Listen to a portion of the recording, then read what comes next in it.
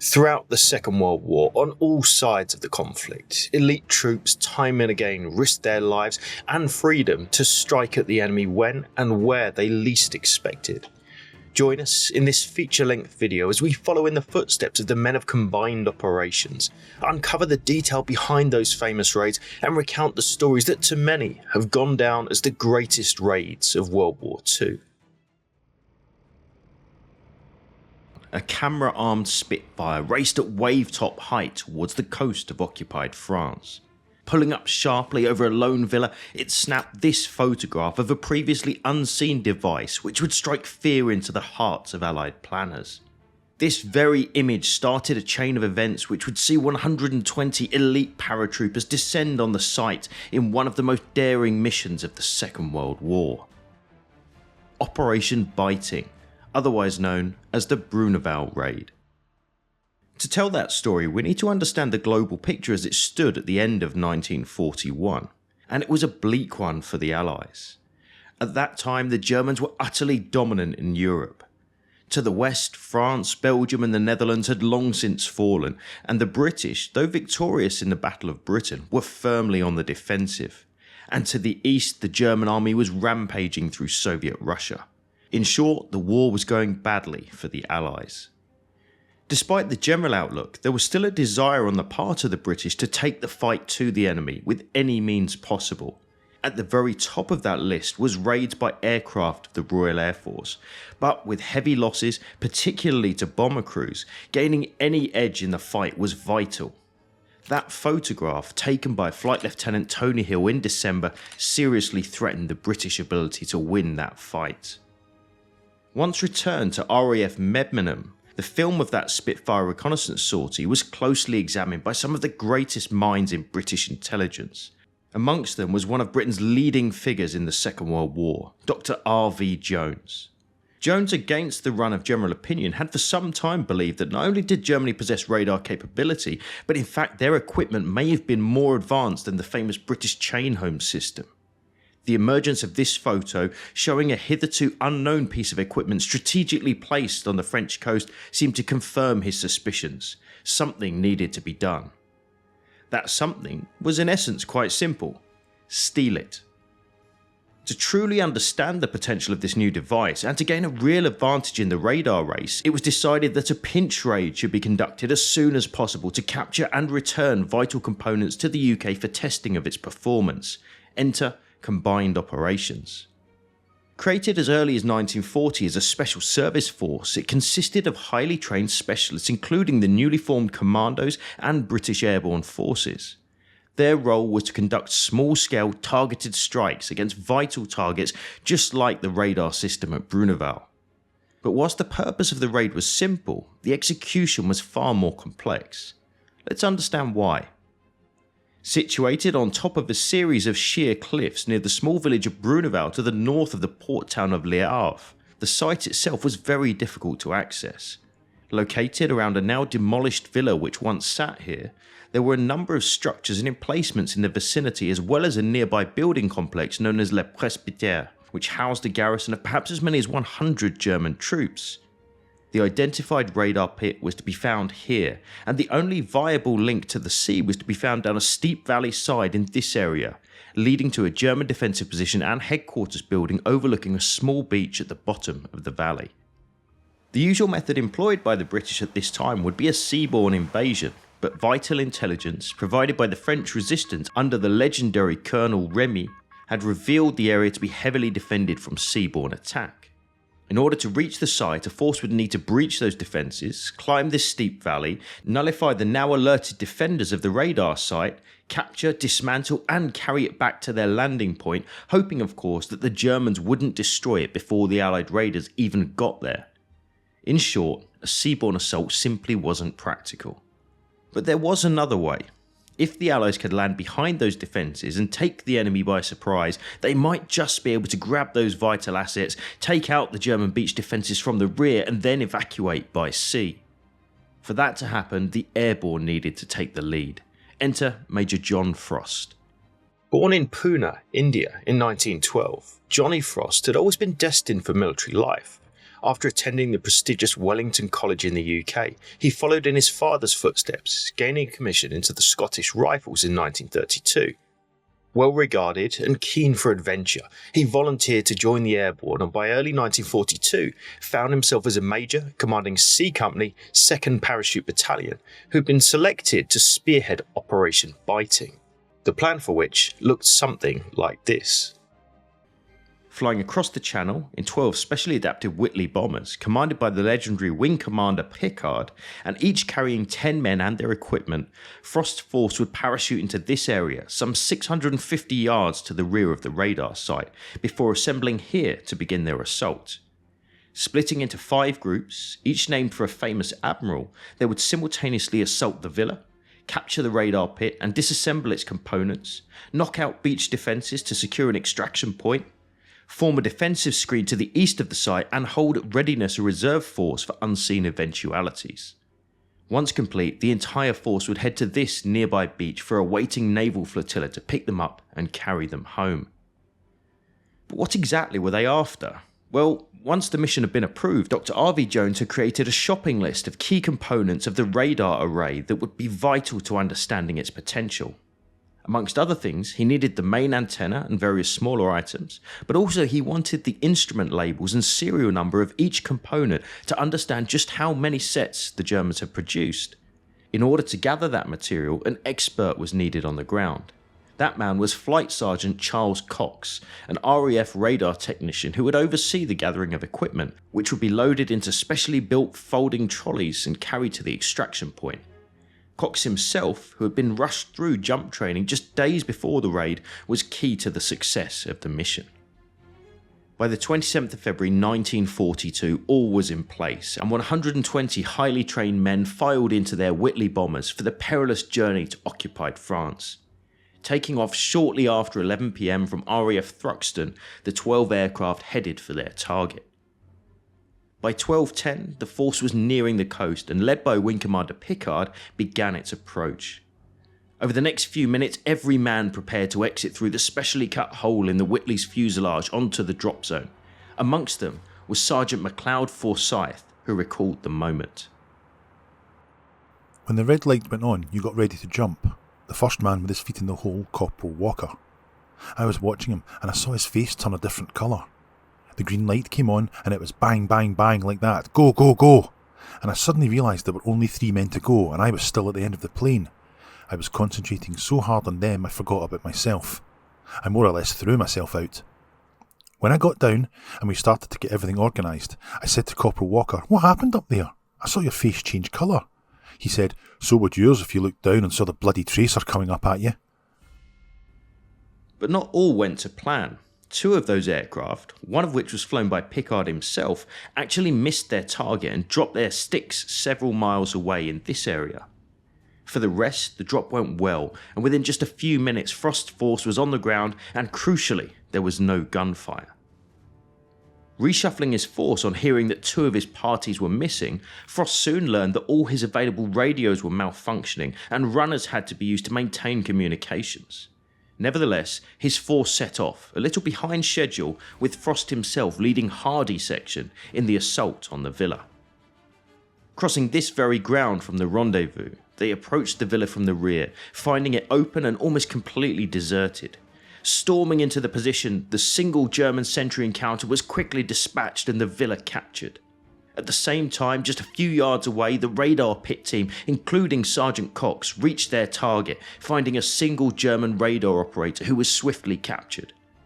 Originally, it was planned that 30 minutes could be spent to disassemble the relevant radar pieces, but with delays in arriving, Cox was told he had just a few minutes to get all he needed. With sapper support, they began sawing and dismantling as much as they could.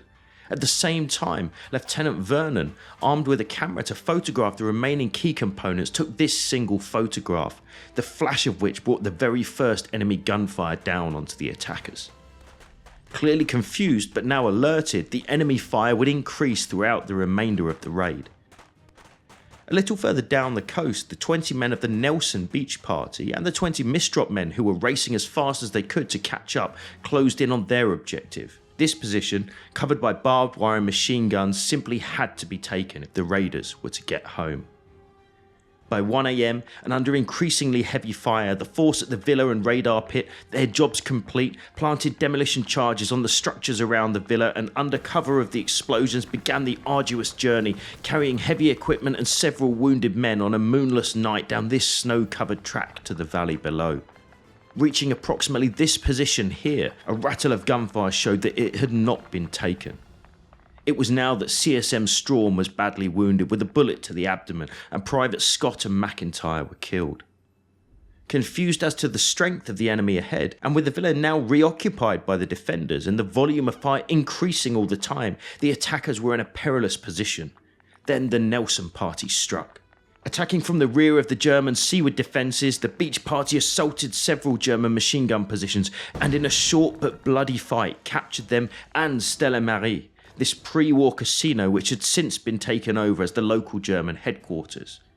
Within minutes, the vital extraction point had been secured and Frost's men could continue their advance to the beach. Their timing was perfect. By 2:35, the first landing craft, despite not having radio contact with the paratroopers, had touched shore, and the raiders, desperate to reach the safety of their awaiting flotilla, rushed to the craft which would take them and their precious cargo home. Over the next few minutes, 112 raiders, 2 prisoners and almost all RV Jones's requested components slipped away from the shore into the night under the cover of gunboat fire. MacLeod Forsyth was amongst the last to leave, and he recalled a close call in those final moments.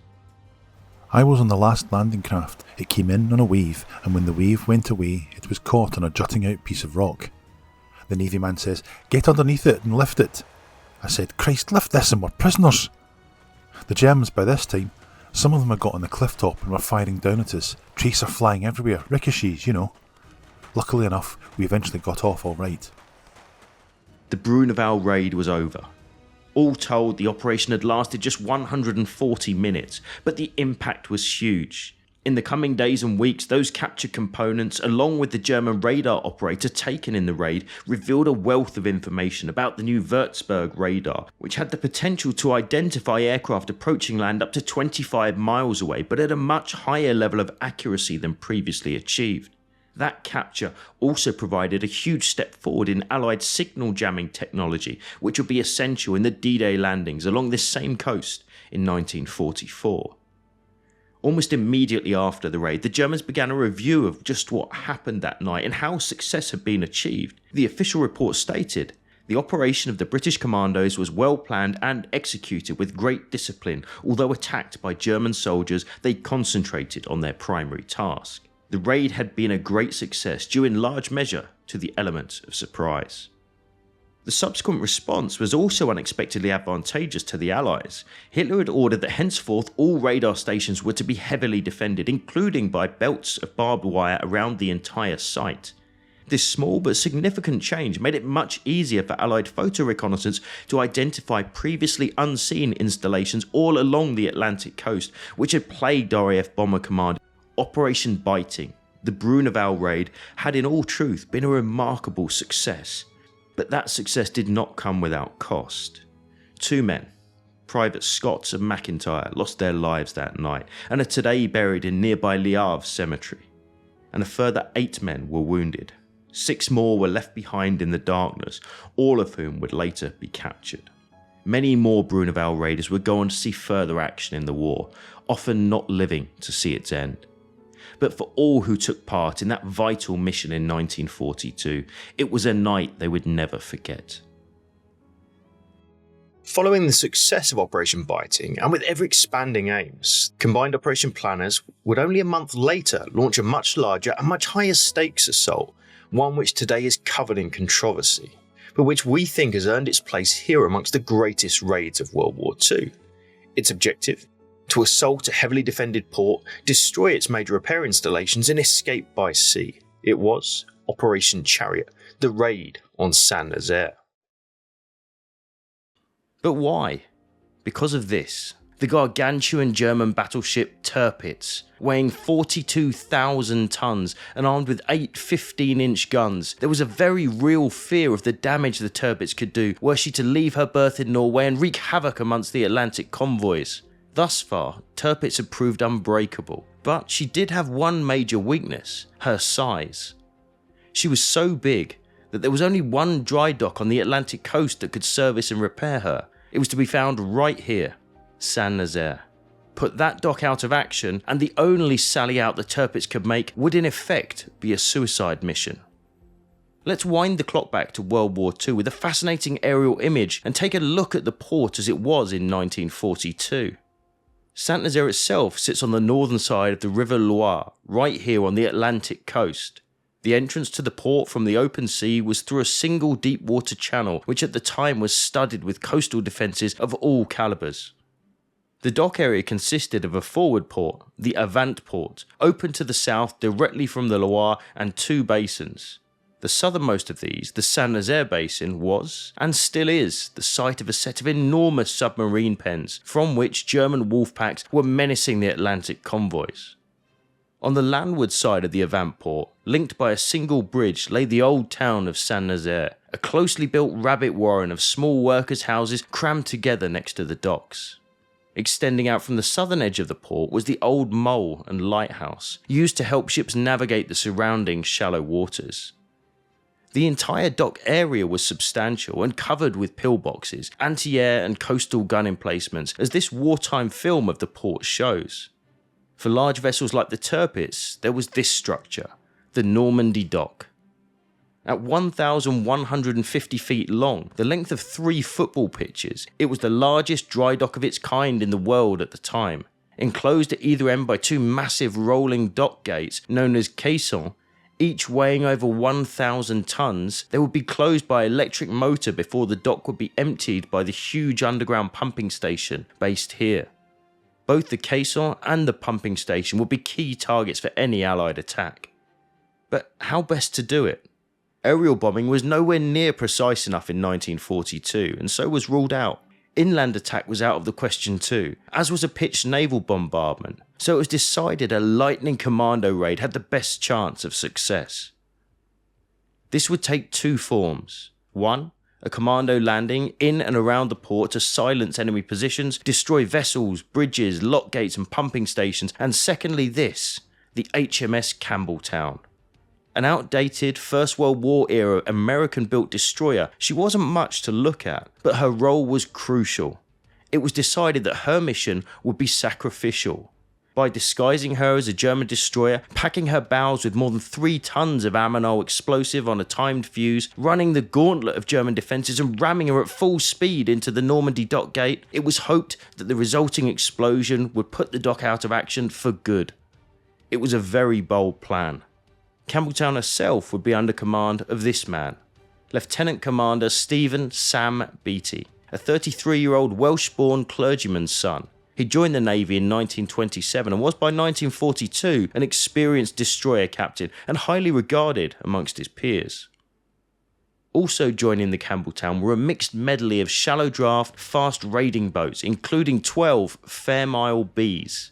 A wooden-hulled vessel carrying 15 men and armed with twin Lewis machine guns and a single rapid-firing 20mm Oerlikon. They packed a punch, but were very vulnerable to enemy fire. These, along with 2 specialist command vessels, MTB-74 and MGB-314, and 4 torpedo-carrying Fairmile Ds, would transport, along with Campbelltown herself, the Commando raiding parties to Saint-Nazaire. The plan, now known as Operation Chariot, and under the command of 34-year-old Commander Robert Ryder, was something like this. The entire force would move in towards Saint-Nazaire in 2 columns, with Campbelltown in the centre. Gaining speed all the time, the left-hand column, known as Group 1, would move into shore, engaging the enemy coastal defences at point-blank range, silencing them before landing their commandos here at the Old Mole, thus securing the vital extraction point for the entire force.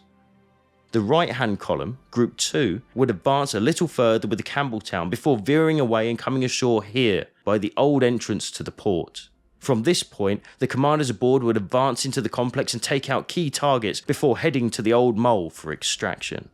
That left just the Campbelltown, by now alone and hopefully afloat, She would run at full speed directly into the Normandy dock gate, disembarking her own group of 79 commandos whose role was to silence 2 nearby anti-aircraft guns and destroy the vital pumping house, likewise withdrawing to the Old Mole before the entire group re-embarked for home just 90 minutes later, about the same time that the hidden explosive charges on the Campbelltown were set to blow, destroying the dock for good. And so, it was at 8 PM on the 27th of March 1942, 19 vessels holding 621 sailors and commandos, having departed that morning from Falmouth, arrived here, some 65 miles from the Loire estuary, and headed for the coast. Aided by a bank of fog which had reduced visibility to just 2 miles, they made good progress for 2 hours until they met the submarine HMS Sturgeon, who signalled them towards their target, a voice calling out goodbye and good luck as they passed in the night. Also in Saint Nazaire that night were a German army combat camera team. Having travelled to the area the day before, they'd captured images of the nearby U-boat pens for a propaganda film. They weren't to know it, but in the coming hours they would witness something far more dramatic. By 10:30, the force had adopted its final battle formation and increased speed to 15 knots. Following a line of markers left by HMS Sturgeon, the leading vessel passed the last one at 1:02 AM, only 1.5 miles from the port. So far, their luck held. About the same time, a group of 40 RAF Whitley bombers had been overflying Saint Nazaire, intermittently dropping bombs to keep the defenders looking skywards rather than seawards. But by the time the flotilla had approached, the bombing had stopped, though the planes remained, likely increasing the state of alert of German forces in the area.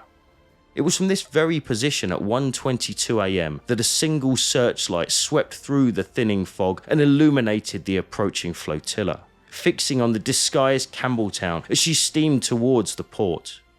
Within moments, all searchlights were fixed on the columns, bathing the area in light, but still no shooting.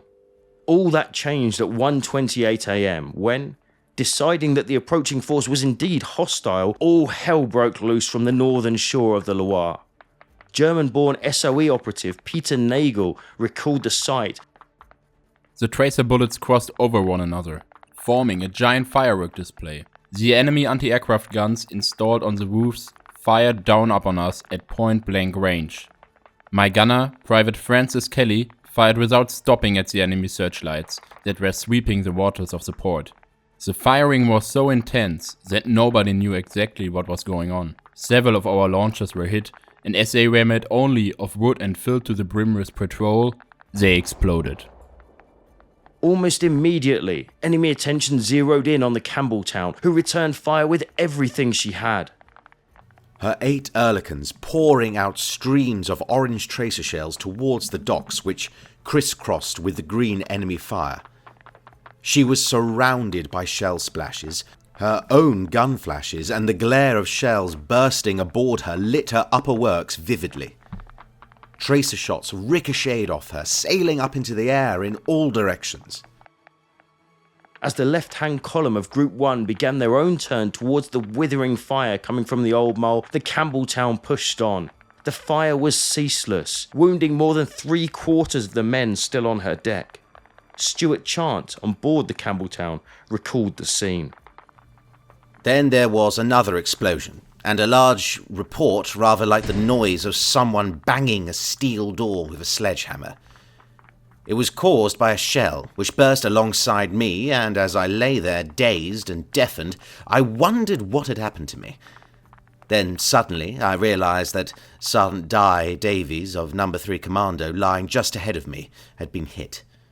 For his immediate reaction was to try and struggle to his feet, but I kept him still by wrapping my legs round his shoulders. It was then that I realised that my left leg was wet and sticky and my right arm was spurting blood down into my hand. I, too, had been hit, but by some twist of fate there was no pain, just discomfort. Advancing now into a blinding light, Beatty caught a glimpse of his target and ordered full speed ahead as the Campbelltown, pouring smoke, pushed on, Just seconds later, at a speed of 19 knots, she slammed into the Normandy dock's seaward caisson, ripping her bow back like a tin can and burying her some 36 feet into the target. Lieutenant Corin Purdon described the moment.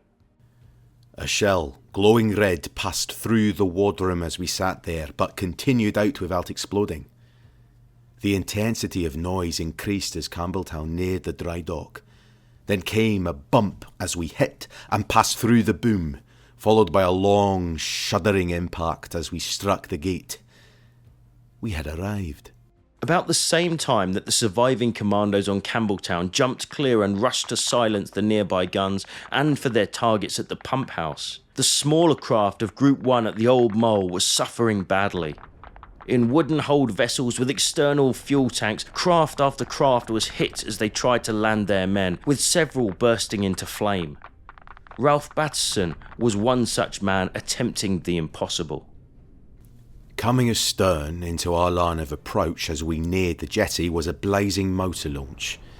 Flames blasted skywards and I heard the crackle of burning mahogany from her decks.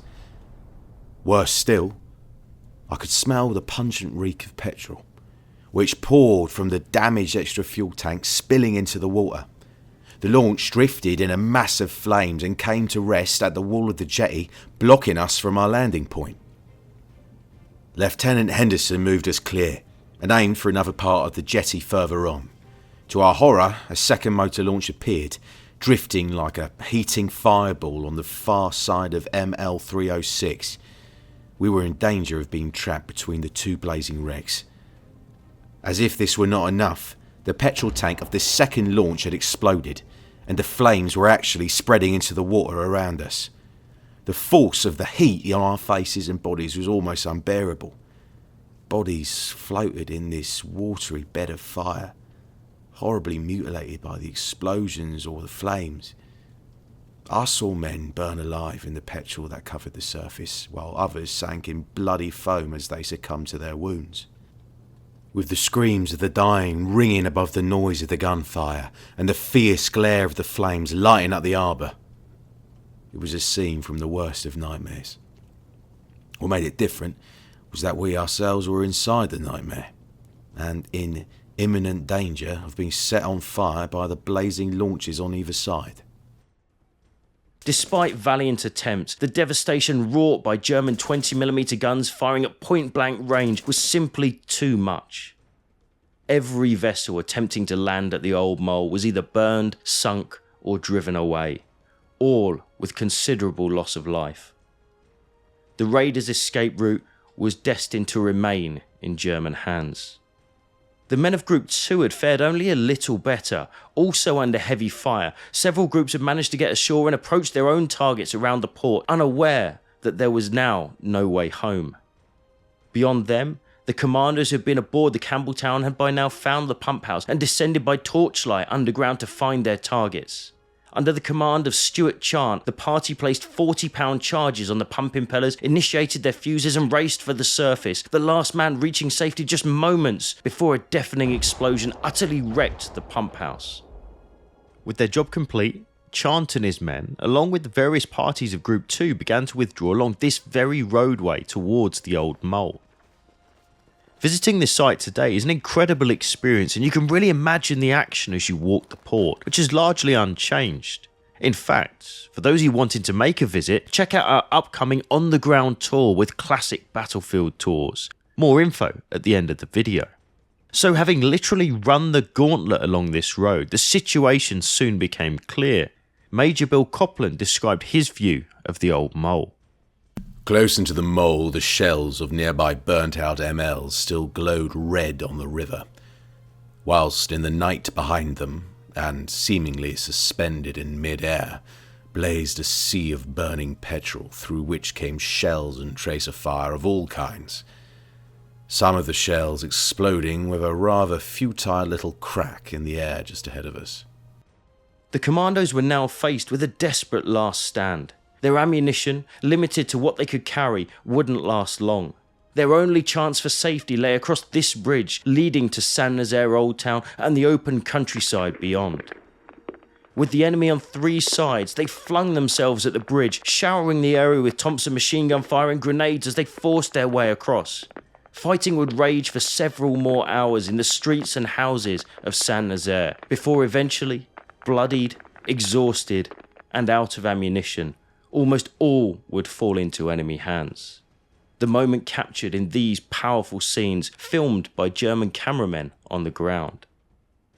Back out in the Loire, the picture was equally desperate, as the few remaining motor launches limped out to sea towards their waiting destroyer escorts. The much diminished flotilla, now full of wounded, turned for home at around 7:30 am, reaching Falmouth the following day. One final vessel was not to make it home, ML 306. Having miraculously survived the onslaught at the port, her crew had nursed the badly damaged craft out to sea only to run directly into the path of a much larger German corvette, the Jaguar, at 5:30 am. Towering over the motor launch and calling out for her crew to surrender, she was met with fire from every available gun on ML 306 in response. The German retaliation was swift and brutal. Her much more powerful armament tore into the boat, killing or wounding almost every man. Conspicuous amongst those defenders was Sergeant Tom Durant, who, having emptied his own Bren gun, ran to the vacant twin Lewis gun position, firing non-stop into the enemy vessel until he too fell dead at his post, his body riddled with bullets. Back on shore the following morning, the port began swarming with German troops, including that news team, capturing these haunting shots of the wounded raiders. One image showing No. 2 Commando's Tom McCormick, who would succumb to his wounds within a fortnight. This German newsreel showing that aftermath gives a great overview of the Nazi propaganda at the time, with the narrated line, This senseless operation from the English on Saint-Nazaire brought only heavy enemy losses and no success at all. Well, at that time it was partly true, but as these German souvenir hunters were soon to find out, there was still one more sting in the tail. At 11:45 am, moments after these shots were taken, the entire port was rocked by an enormous explosion as the Campbelltown, 5 hours later than planned, exploded, throwing the shattered hull into the dry dock and smashing the case onto pieces. But at what cost? Of the 621 men who left Falmouth on Operation Chariot, 382, or 62%, became casualties, with 169 making the ultimate sacrifice. Many of those men today lie within a few miles of where they fell, here at Escoublac-la-Balle, Commonwealth War Graves Cemetery. Amongst them is Sergeant Tom Durant, awarded the Victoria Cross on the word of an enemy officer, the captain of the Jaguar, who so admired his bravery. The success of Operation Chariot has long been debated, and no doubt it will continue. The Normandy dock was destroyed and remained inoperable for the rest of the war. The Tirpitz didn't sail, and the raid did shake enemy morale, but at enormous cost. There was certainly credit given at home too, with Beatty, the commander of Campbelltown, and 4 other men earning the Victoria Cross for their part in the operation. Perhaps, though, the real achievement of Operation Chariot is not found in the result of the raid, but in the message it sent. The charioteers showed that as long as Europe remained under Nazi control, there were men willing to fight and die for its liberty. A little under 6 months after the raid on Saint-Nazaire, and constantly looking to strike into occupied Europe, and on an ever-increasing scale, Allied planners once again set the wheels in motion for an amphibious assault. This time, though, things would not go to plan. That raid, which in fairness few could call a success, was though perhaps great in another aspect, in the courage shown by those involved, in the unprecedented scale of the operation, and possibly in the importance of the lessons learned at the cost of thousands of lives. It was Operation Jubilee, the raid on Dieppe. By the summer of 1942, it was clear that the war wasn't going well for the Allies. In February, Singapore had fallen. 4 months later, Tobruk followed suit. And in Eastern Europe, the Red Army continued to crumble under the Wehrmacht's relentless advance. It was partly due to this that the Dieppe raid took place. Winston Churchill and Franklin D. Roosevelt were both concerned that their young alliance with the Soviet Union would fall apart if they didn't respond to Stalin's demands for a second front. Enter combined operations. Led by the charismatic Lord Louis Mountbatten, his force of commandos and specialist units had, since 1940, been a dagger thrust into the flanks of Nazi-held Europe. Launching a series of ever larger strikes from Norway to the French coast, they provided hope within a narrative of defeats. But with each victory at greater scale, the goalposts shifted. Combined operations planners kept looking to outdo their last operation. Dieppe was to be the newest and largest of those efforts. By 1942, 177,000 Canadian volunteers had arrived in Britain, commanded by General Harry Crerar. He was painfully aware that his men were yet to see action. So, when General Montgomery outlined a brief sketch of a mission to Europe and said, "Do you want it?" Crerar replied, "You bet we want it." Thus, 5,000 men of the 2nd Canadian Division, commanded by General John Ham Roberts, descended on the Isle of Wight and began training, though few knew it, for an audacious reconnaissance in force, codenamed Operation Rutter. On the 3rd of July, there was excitement when, having marched up gangways to embark with the massed flotilla, the Canadians found out they were sailing across the channel to meet the enemy, and the target was Dieppe. Officers briefed their men, laying out the plan in full. However, foul weather caused a delay which ultimately led to cancellation. Roberts messaged his division saying, "It's with the deepest regret that I have to announce that our party is off." But why Dieppe? What advantage could have been gained by attacking this fishing port come holiday resort?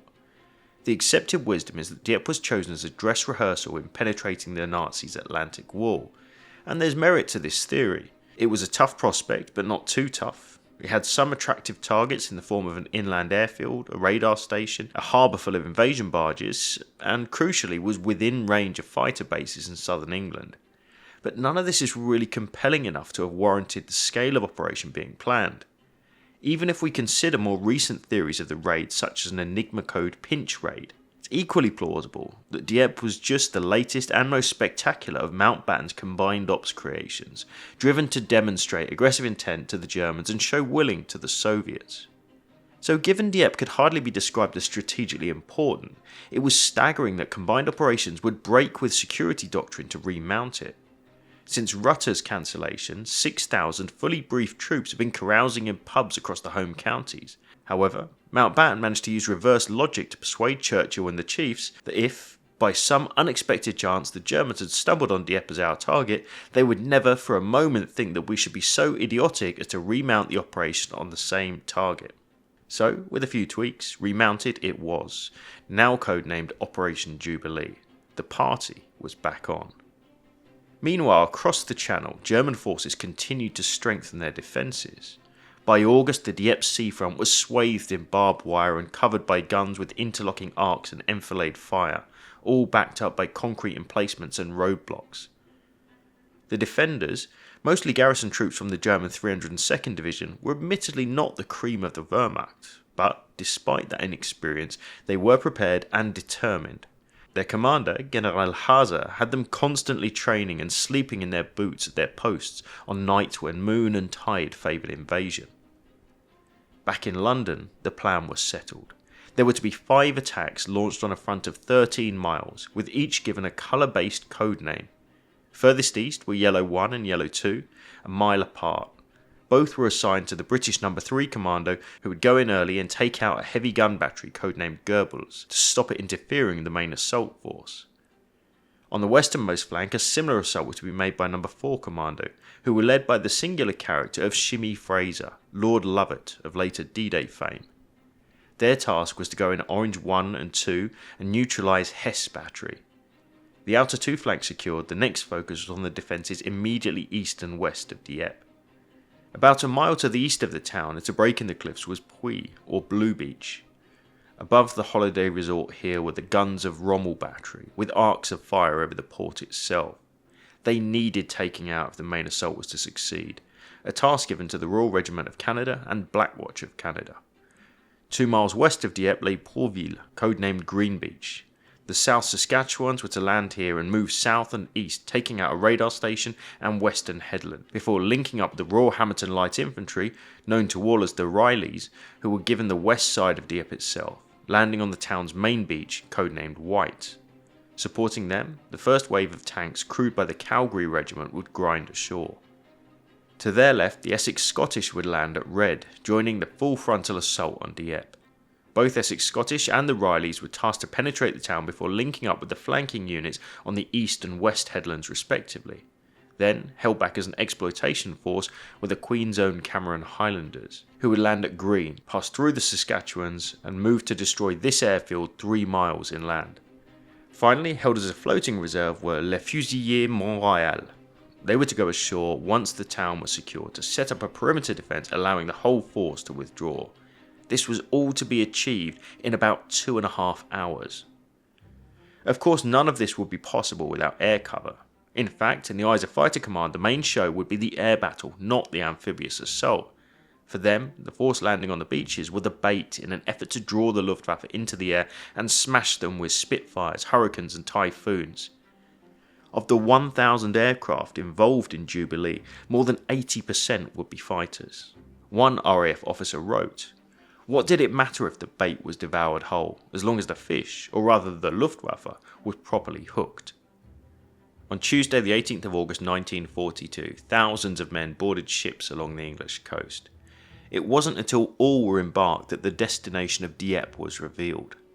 Later that evening, Ham Roberts joined his command vessel, HMS Calpe, and at 8 p.m. the entire force sailed by moonlight to face the enemy.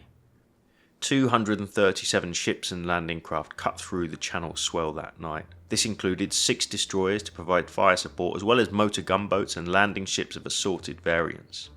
One observer at a destroyer's rail described the crossing. We passed the infantry assault ships gliding along like dark grey ghosts, with moonlight reflecting like jewels in the trailing wakes. In the distance, dim shapes of other destroyers and gunboats were barely visible now and again through the slight surface haze. No lights, no noise, all was dark and still. 0 hour was planned for 4:50 a.m. British summertime, the beginning of nautical twilight. But at 03:47, a star shell went up to the starboard of Group 5, craft carrying the commandos destined for the yellow beaches, bathing them in a horrible, quivering semi-daylight. A small German convoy of armed merchantmen and E-boats had crossed the group's path, and the E-boat guns made quick work of Group 5. The Germans had the better of the engagement, and after 15 minutes of chaos, they disengaged and slipped back into the night, leaving 5 landing craft too damaged to go on, another 5 wallowing full of dead and wounded, and only 7 able to carry on towards the beaches. Just one of those made it to Yellow 2. The officer on board, Captain Peter Young, now had only 23 men to take the Goebbels battery, 10% of his intended force.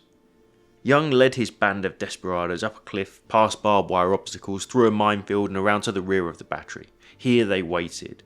But as time ticked away and an armada of aircraft roared above, Young realised that the simultaneous assault from Yellow 1 wasn't coming.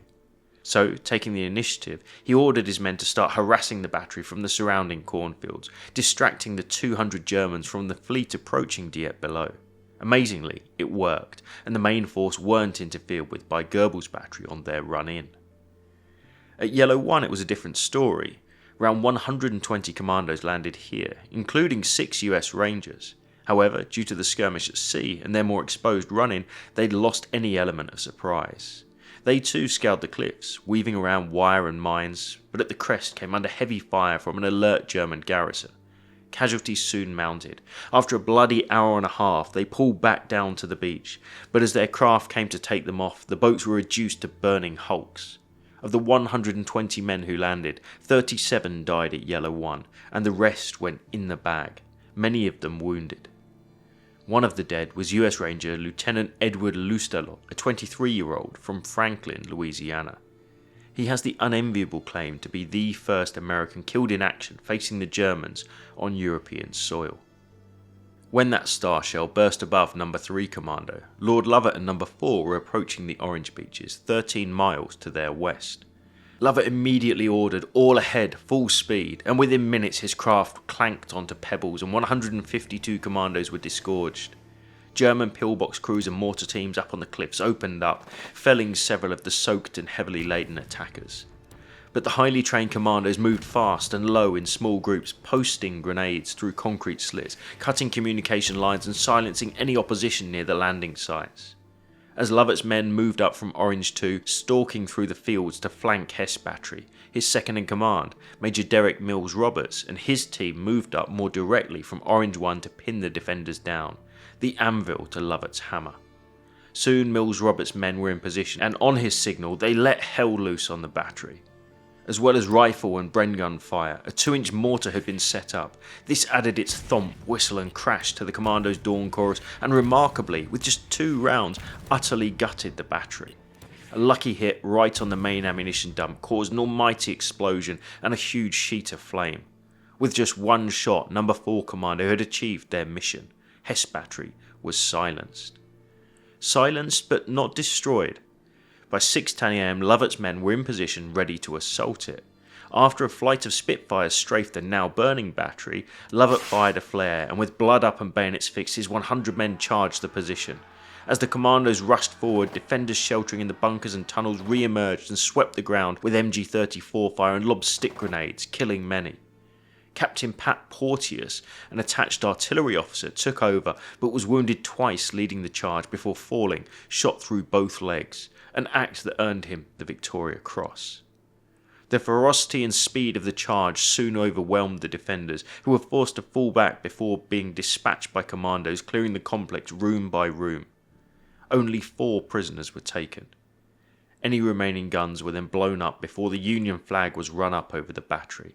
The job done, Lovett and his men gathered their wounded and captives and withdrew back to their boats.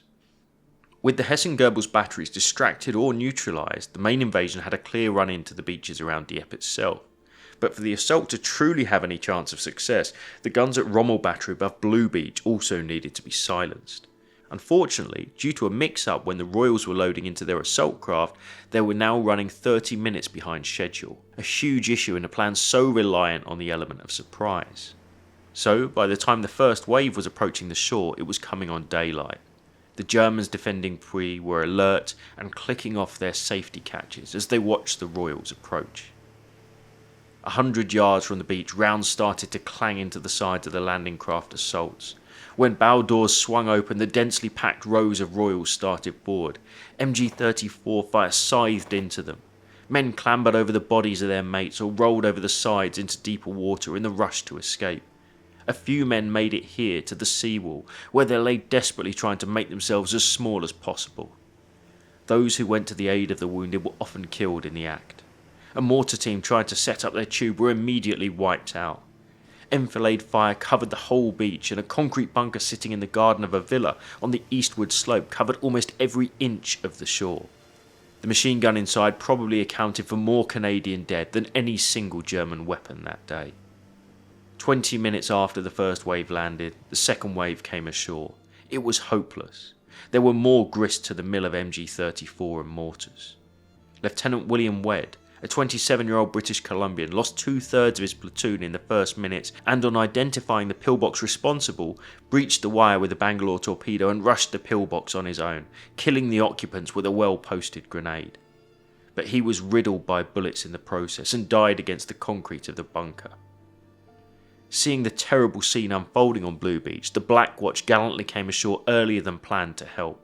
They too ended up cut to pieces or pinned down in the shadow of the seawall.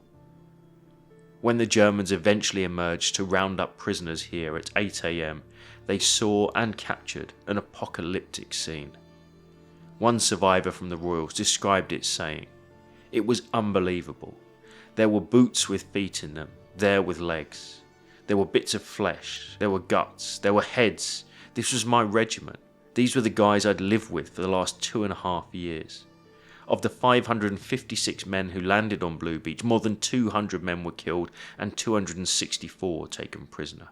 The Royals had ceased to exist."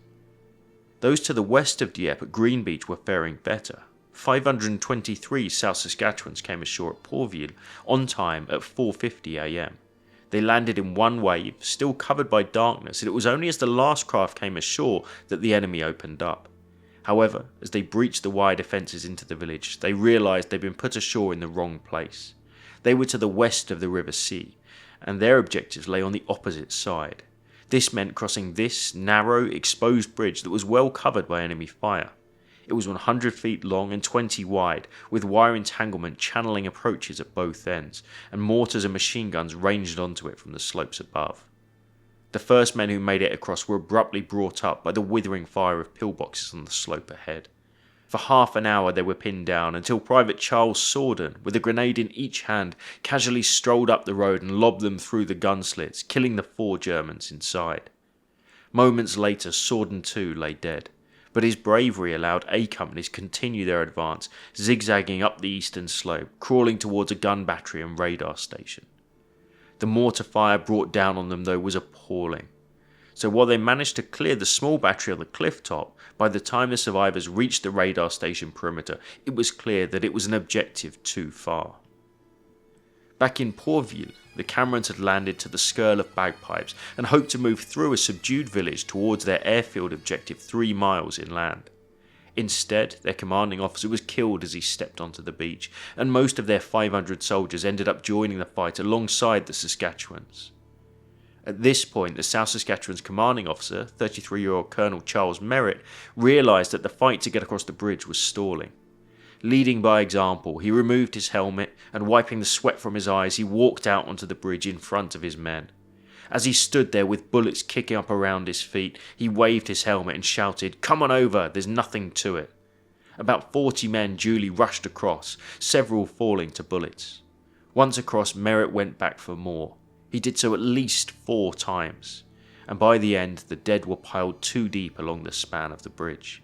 But the bulk of the 2 companies were across. By now, the pillbox Private Sorden had so gallantly neutralised had been reoccupied and was again holding up the advance.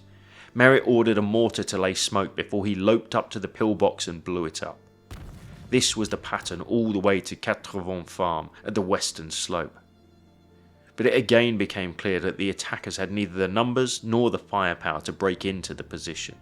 After 3 hours of non-stop fighting, the Canadians were forced to pull back to the beaches to evacuate. Colonel Merritt stayed behind to cover the withdrawal, giving his men time to be taken off in the landing craft. After expending all ammunition, he was taken prisoner. Upon liberation, he was presented with the Victoria Cross. Some 260 men were captured at Pourville alongside Merritt, while 225 others still rest in cemeteries nearby. With the disaster at Blue Beach and the ultimate withdrawal at Green, a crucial element of the Jubilee plan to secure the flanking headlands for the main assault had failed. Of course, those landing at the town's main beach, sectors Red and White, didn't know this. As the craft carrying the Rileys and Essex Scottish approached the coast, the men inside witnessed an almighty bombardment of naval high explosive and smoke shells on the shore batteries. Above roared flights of Boston light bombers and Hurricanes. The idea was for the main attack to go in with a heavy air and naval fire saturation of the town's defences, which would lift in time for the tanks to grind ashore and take over. They would then pulverise any surviving positions before infantry landed to take their objectives and clear the way off the beach. But timing was everything, and the tanks were running late. The first 9 rolled off their LCTs at around 5:35, 15 minutes later than planned, by which time the bombardment had lifted and the German defenders had returned to man their guns. A Squadron of the Calgary Regiment landed on White Beach and B Squadron landed on Red. While the first 3 waves of LCTs managed to get 27 of their 30 tanks onto the beach, the tanks were reliant on engineer squads to clear obstacles and lay tracks over the pebbles so they could drive off the beach. But as soon as the engineers stepped onto land, they were mown down by enemy fire. This left nearly half the tanks stranded, with pebbles clogging up their bogies, exposed to enemy fire where they were picked off one by one. B Squadron, whose tanks all had names starting with B, were particularly hard hit, as this famous footage, shot by a German news team that day, shows. Remarkably, 15 tanks did make it onto the promenade, but there they were confined by obstacles that, without their engineers, they couldn't breach. As the surviving tanks fired impotently at still functioning batteries on the headlands, the infantry was landing. The Essex Scottish came ashore at Red Beach to find a hill of beach pebbles being turned into shrapnel by shell burst and rolls of unbroken barbed wire. Despite men throwing themselves down on the wire for others to run across their backs, the guts were torn out of the Essex Scottish within minutes. One company of 108 lost all but 38 men just getting to the seawall. Responsible for much of the slaughter were the machine gun nests built into caves in the chalk cliffs overlooking the beach. These were invulnerable to aerial bombardment or a destroyer's 4-inch shell, and they flickered out belt-fed death with impunity. Commander control soon shattered, and with radio sets lost, there was no way to tell Ham Roberts on HMS Cowpay that they needed to abort. To survive, they needed to get off the beach and into the town, but to gain the seawall meant fighting through thickets of wire entanglement under the guns of the enemy. Despite heroic, self-sacrificing bravery, the Essex Scottish attack died on the wire, leaving it festooned with the bodies of Canadians. To the west, the Rileys were faring only slightly better. Like the Essex Scottish, they were hammered by fire and caught up in wire as they attempted to advance past burning tanks. The capture of their first objective, a beachfront casino, began with a lone soldier crawling forward through wire and taking out an abutting pillbox. Its capture would require the entire battalion and take nearly 2 hours. Using mousehole charges, the Rileys moved from room to room within the casino, killing or capturing Germans inside as they went. Using the casino as a launch pad, the Rileys now pushed men east into the town to try and help the beleaguered Essex Scottish. Only 2 groups managed to penetrate the town's defences. Captain Tony Hill and men from B Company made it across the seafront boulevard and tried to force their way up Rue de Cigogne. There they were forced back and ended up embroiled in running street battles before falling back to the casino. Another group to get into the town was led by Engineer Sergeant George Hickson. His 18-man strong team made it as far as the Rue de la Barre, where they killed a sniper with a boy's anti-tank rifle before clearing a house in hand-to-hand fighting.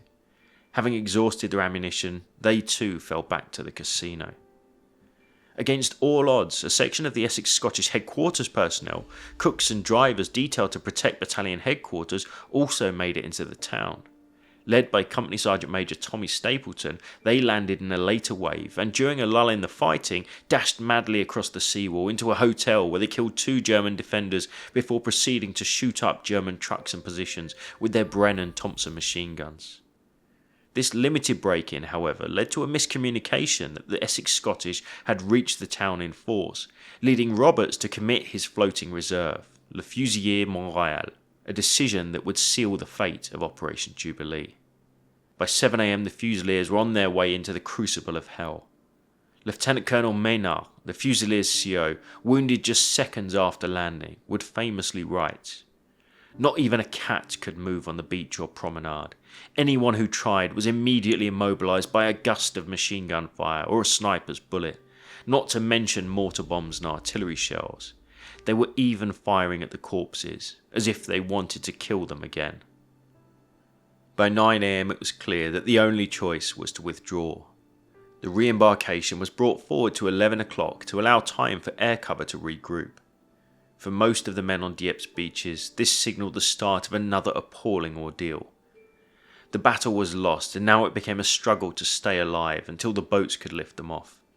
Captain the Reverend John Foote, the Rileys' padre, attached himself to a makeshift regimental aid post in a stranded LCT on White Beach. He personally darted out time and again to carry casualties in before dressing their wounds. When the LCT was hit by shell fire and ammunition within started cooking off, he rescued casualties and moved them again, one after the other. The withdrawal stretched the RAF's abilities. They had to simultaneously bomb and strafe the coastal defences, lay smoke to cover the boats and contend with the Luftwaffe. The boat pool of landing craft had to be organised by loudhailer over the din of explosions and gunfires.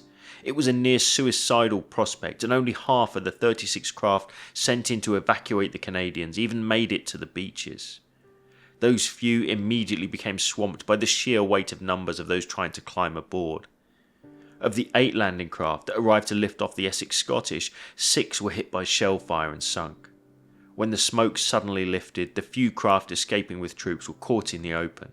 The shore batteries rained death and destruction down on them again. the last radio messages from Red Beach paint a stark picture of the end of the Dieppe raid. 13:05. Give us quick support. Enemy closing in on beach. Hurry it up, please. 13:08. There seems to be a mass surrender of our troops to the Germans on the beach. Our people have surrendered. Of the over 6,000 soldiers who set off on the raid, just over half returned to England. Of those left behind, 980 were dead or would die of their wounds. 2,010 remained, many wounded, consigned to captivity for the next 3 years. Like all tragic defeats, Dieppe saw a bountiful crop of awards in its wake. 61 military crosses and military medals, 12 Distinguished Service Orders and 3 Victoria Crosses, including one for the Rileys' chaplain, John Foote, who chose to go into captivity with his wounded flock. Within days of the raid, the Times was already parroting the words of Mountbatten and combined operations, justifying the loss as a dress rehearsal for a second European front. This legend remains with us today, Dieppe as preparation for D-Day. Following this line, Dieppe's failings become partially responsible for Hobart's funnies, including swimming DD tanks, armoured landing craft, the need for overwhelming naval fire support, the use of paratroopers, and the criticality for air superiority. On the eve of D-Day, General Crerar told the men of the 3rd Canadian Division about to land on Juno Beach. The plan, the preparations, the method and technique which will be employed are based on knowledge and experience bought and paid for by the 2nd Canadian Division at Dieppe. Their contribution cannot be overestimated. It will prove to have been the essential prelude to our forthcoming and final success. But for now, D-Day was a far-off objective, and the opportunity still existed to engage highly skilled operatives in daring raids to keep the enemy on its toes along the fast-growing Atlantic Wall. That said, not all raids needed to be conducted by hundreds or thousands of men. Some rapier thrusts by a handful of determined specialists could still inflict a painful blow to enemy morale and materiel. That was exactly the aim when in December 1942, a dozen men in canoes set sail for Bordeaux. Their mission, Operation Frankton, and those men have gone down in history as the Cockleshell Raiders. The occupation of Bordeaux in 1940 had been a significant success for the Germans. Not only did it provide access to the Atlantic and a refuge for U-boats, but its position some 60 miles inland made it an ideal harbour for fast surface vessels and blockade runners, bringing in resources from across the globe. Its location also made it safe from anything but aerial attack. Or so it was thought. Aerial bombardment was quickly ruled out. It was decided that a large RAF raid on a built-up city like Bordeaux would cause too many civilian casualties, with too little chance of success. Enter Combined Operations, led by the flamboyant Lord Louis Mountbatten, who decided on a dashing rapier-like thrust from the sea using canoe-borne raiders. So, just a dozen Royal Marines under a charismatic commander began their training for what would be one of the most incredible raids of the entire war. On 18th of October, following a series of aggressive raids up and down the coast of Western Europe, Hitler issued the famous Commando Befehl, declaring that any and all captured commanders be interrogated and executed without mercy. Unknown to the raiders, their already slim chance of surviving an extremely hazardous mission, were they to be captured, were now reduced to 0. The men chosen for the mission were led by the legendary George Blondie Hasler, a focused, courageous and determined officer. He was highly thought of by his men and his superiors, as this confidential report shows. Thinks clearly and expresses himself well, particularly on technical subjects. Has a lively imagination and a leaning towards development or invention. He is in the centre of work which borders on a hobby for him. He works exceptionally hard and long and approaches routine and some administrative work with interest and thoroughness, despite this being at the expense of work which he finds more interesting. He has a well-developed sense of humour and is a good practical seaman who keeps himself fit. A strong character with the ability to inspire enthusiasm. Popular. So Blondie, along with his hand-picked team of commandos, began training for an epic mission, for the time being, destination unknown. Their method of transport would be Blondie's personal invention, a 2-man plywood and canvas canoe nicknamed a cockle. It could be stored and exited from a surface submarine and then silently paddled towards its objective. Once there, the 2-man teams will place magnetic limpet mines on their targets before making their escape. Not only would the raiders have to reach their destination and disembark from a submarine, but they would then have to run a 60-mile gauntlet of coastal defences, sentries and enemy vessels, hiding by day and moving by night, navigating treacherous waters in the middle of winter, and then penetrate a heavily patrolled dockside, place their charges, unseen by ship or shore, retrace their steps and then travel on foot some 90 miles to a rendezvous with unknown French resistance members. That done, they then only had the 500-mile journey through occupied Europe to Spain to contend with. No surprise then that the raiders trained ferociously. When word came in late 1942 that Operation Frankton was approved, the men boarded the submarine HMS Tuna, which would take them to the coast of occupied Europe. Arriving several miles off the mouth of the Gironde on the 4th of December, Blondie and his men waited for the right moment to disembark. They needed calm seas and no enemy vessels or aircraft in sight. It took 3 days, but eventually, on Monday the 7th of December, conditions were just right. Hassler gave his orders and the 2-man teams began disembarking. One by one the cockles emerged. Catfish, crewed by Hassler and 20-year-old Marine Bill Sparks, then coalfish, cuttlefish, crayfish, conger and cachalot. Lieutenant Rowe, an officer on HMS Tuna, was in prime position to watch as the canoes disembarked. Darkness had only just arrived when we surfaced.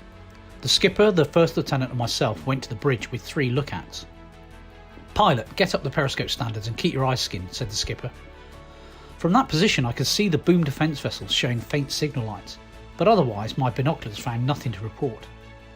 The forehatch opened and up came the canoe and 2 men, fleet of foot but silent. They brought their small craft beneath the muzzle of our 4-inch gun, which, like the jib of a crane, protruded beyond the bridge structure. The gun was traversed to starboard, carrying the manned canoe, and, when it was at right angles to the sub, the gun was again depressed, enabling the Marines to paddle away and lay off waiting. Using low pressure air blowers to keep the noise down, the skipper brought Tuna partially up again, and the routine was repeated 4 times further. It was at this time that the Cockleshell Raiders suffered their first setback. The crew of Cachalot had trouble exiting the sub, badly damaging their canoe. They could take no part and had to watch through tears of frustration as the other 5 crews set off on the long paddle towards the Gironde. Around midnight, Hassler heard an ominous booming sound of breaking waves, not on the beach but much closer.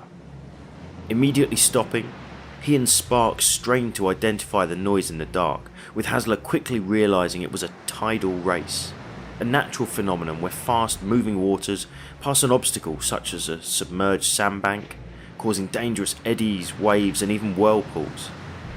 In effect, the raiders had to navigate an unseen system of rapids for the very first time in a fully laden canoe in the pitch dark and in the middle of winter. With no choice but to go for it, Hassler and Sparks led, and despite a 3-foot race, they made it through and were soon followed by 3 others. But when they reached the other side, it was realised that Coalfish, crewed by Sammy Wallace and Bob Ewart, had not. They were never seen again. Soon after, the 4 canoes hit a second, even higher tidal race. It was here that Conger was lost, with the canoe being swamped, leaving Jan Sheard and David Moffat no option but to try and reach the shore. In freezing conditions and with strong currents, neither would make it. Before they had even reached the Gironde, the 12-man team had been reduced to 6. Undeterred, the remaining force pushed on, rounding the headland into the Gironde, an immense river several miles wide, but heavily patrolled by enemy craft, coastal sentries and a group of French-built gunboats just off the little port of Le Verdon. To make things worse, the strong current was pushing the raiders directly towards the enemy. With great skill and plenty of nerve, the raiders slipped past the German defenders and made their way upriver, although when eventually they emerged into the Gironde proper, There was no sign of McKinnon and Conway, the crew of Cuttlefish, who too were destined never to make it home.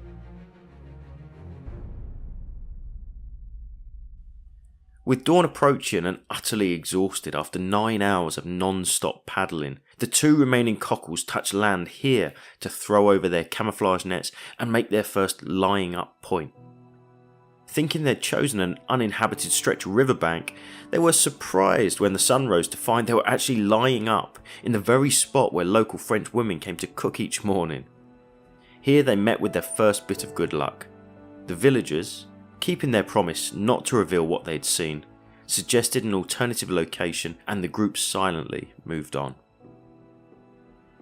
2 more days of paddling by night and lying up by day followed as the men made their way towards Bordeaux. Each morning before dawn, Hasler was forced to choose a lying up spot in an area of country surrounded by Germans. It didn't always go so well, as Bill Sparks recalled. Come the next morning, somehow or another, we had lost a bit of time and it was getting dangerously light again, so we had to pull in and find the best cover we could. We landed on a little island and the Major got out to do a little reconnaissance, then came rushing back and pushed our canoe off. We had landed right in the middle of a German ack site. By the time we had got waterborne, it was too light for us to commence paddling. So we had to once again pull in onto this island, put our 2 canoes in the middle of a field, throw our camouflage nets over us, and there we sat all day long. We were so close to this ack site we could hear the Germans talking, laughing, singing, and even at one time 2 Germans walked past us. Well, in this field was a herd of cows, and as cows have the funny habit of doing, they just stood in a big circle around us, looking at us. And of course, when these 2 Germans came along, they stopped and looked at the cows, and we were dead sure then this was going to be our lot. Well, I don't know if it would have been our lot or their lot. Thankfully, they had a little laugh and walked away. The next night, Hasler and Sparks, along with Bert Laver and Bill Mills of Crayfish, travelled the 11 miles to this spot, their final lying up position before the attack would take place. Here's Bill Sparks again. We paddled within a few miles of Bordeaux that night and made very good time, which gave us time to have a rest up, since the following night was going to be the night. We managed to pull into some very tall reeds for cover. Once again, of course, we couldn't get out of the canoes, but opposite us was a jetty, so we could sit and watch the Germans unloading 2 ships, which we hoped would still be there the following night. We could hear them talking as they were unloading and so forth. We spent the day in the canoes eating our compo rations, and I suppose really we were thankful when darkness came again, because this was going to be the night it was over, one way or another. We set the fuses going and parted company with the other canoe, shook hands, wished them good luck, and off we went. I felt very lonely then.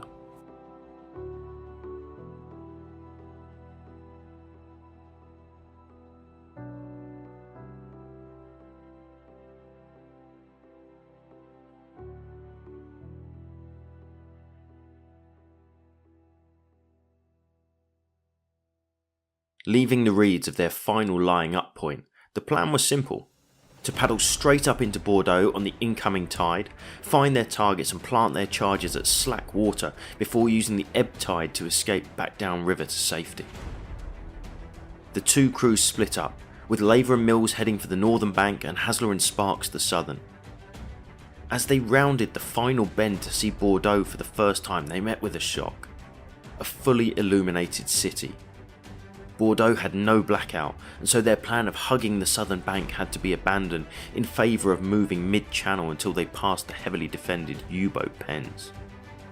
Amazingly, they managed it without being seen, and finally saw the first enemy shipping.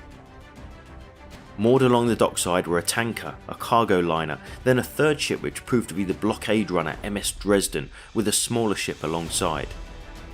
They passed all of these before reaching a ship of around 7,000 tons, the MS Tannenfels. Hassler placed 4 limpets along the side of the ship using lowering rods as Sparks steadied the canoe. About the same time the tide began to turn, making upriver progress much harder. They pushed on, creeping along the dock wall. Although with the tide pulling them more all the time, they were unable to make it further upstream, so Hassler decided to target the next vessel, an armed minesweeper or spearbreaker. Sparks placed the limpets, and Blondie recalled what happened next. Catfish was a little distance from the side of the spearbreaker, and the act of turning to go downstream when we were seen by a sentry on deck who shone a torch on us. Fortunately, we were able to get back close to the ship's side and drift along with the tide without making any movement. The sentry followed us along the deck, shining his torch down on us at intervals, but was evidently unable to make up his mind as to what we actually were. We were able to get into a position under the bow of the ship where he could no longer see us, and after waiting there for about 5 minutes, everything seemed quiet, so we resumed our course downstream. The pair returned to the Dresden, the ship they'd passed earlier, with a fuel tanker moored alongside it. Moving between the two, they narrowly avoided being crushed when the tide squeezed them together. They placed their remaining limpets, mission complete, and with no more than a handshake, moved back out into midstream to be swept along by the ebb tide. A little later, and still in total darkness, Hassler and Sparks heard the splashing of paddles and by chance met Laver and Mills mid-river, who had just been successful on the northern bank. They travelled together for a while before splitting up to make their own way to safety. Laver and Mills wouldn't make it. But continuing with Sparks and Hassler, they eventually came ashore right here near the town of Bly, following this exact route inland to begin an epic journey which would take them, with many close shaves along the way, to the town of Ruffec, some 90 miles away. It was to this very cafe in Ruffec that they came, and managed to make contact with Mary Lindell, the English-born leader of the local resistance. It was also here that they first heard of the results of their attack on the shipping at Bordeaux. At 8:30 AM on the 12th of December, the first explosion aboard the Tannenfeld had shattered the silence. This was followed by a second, which caused the ship to list and threatened to capsize it. Throughout the rest of the morning, further explosions were heard again and again, with the Dresden sinking at her moorings. In all, 6 ships had been attacked, with mines exploding aboard 5 of them. The raiders, whilst not changing the outcome of the war, had at least shown that nowhere was safe from attack. With the vital help of the local resistance, Hassler and Sparks were smuggled to the demarcation line, the heavily guarded border within France which marked the boundaries of the German-occupied and the Vichy-controlled zones. Bill Sparks remembered the journey to and the crossing of that line. We got ourselves ready, and about an hour later there was a knock on the door, and they had come for us, bundled us in this little van and took us to the line of demarcation. There we had to wait in the bushes for about an hour until a little chap came through. He was our guide to take us across the line. The particular part of the line we were at was a roadway, and it was particularly heavily patrolled with guard dogs, which I detested, and foot patrols. He said he would go across first, and when he whistled, one of us was to go across. Another whistle, and the third one would go. Away he went into the darkness. We heard the whistle, and away went the Major. There I was, left alone in the bushes. I'd never felt so lonely in all my life. It seemed like hours before this whistle came, and eventually I was away across the line. That's when the first 4-minute mile was broken, by the way. Hidden locally for several weeks, it was once again Mary Lindell's help that saw them in disguise, which included Hassler, much to his annoyance, removing his blonde walrus-like moustache. The trio took a series of trains to Lyon, Marseille and then Perpignan, and then eventually to the foothills of the Pyrenees. Here they met with 2 Basque guides who were to lead them in a gruelling mountain climb over the Pyrenees, waist deep in snow and into Spain. Exhausted, freezing, but with the Spanish frontier finally in sight, they travelled this exact track to freedom, eventually stopping at a hostel some 5 miles inside Spain from where the British consulate was contacted, and their epic escape came to an end.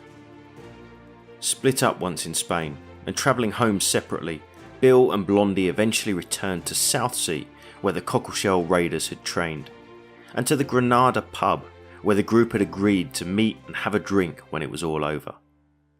Unfortunately for Hasler and Sparks, they drank alone. Operation Frankton was not without controversy, especially when weighing the limited material success against the extraordinarily high casualty rate to those who took part.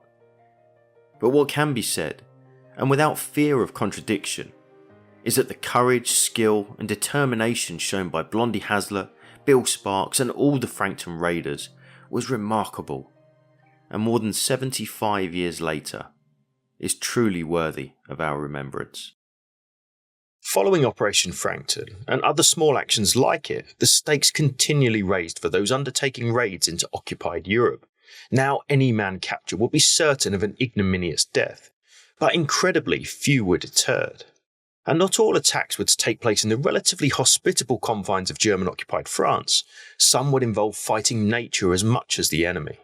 Our next choice is one such example, launched in February 1943 with the aim of finally putting an end to Nazi Germany's dreams of atomic energy.